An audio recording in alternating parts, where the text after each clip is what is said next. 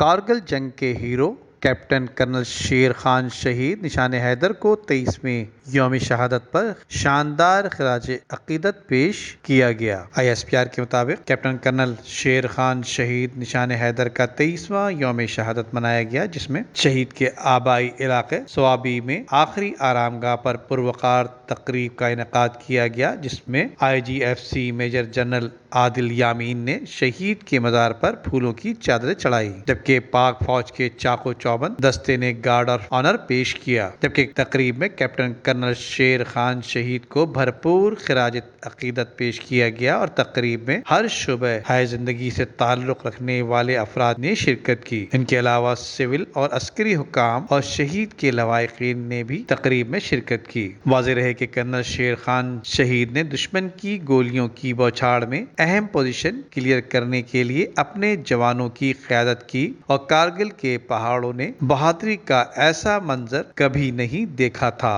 Nadeem Siddiqui, metro 7 Pakistan. عمدہ میں پکائیں اور جی بھر کے کھائیں۔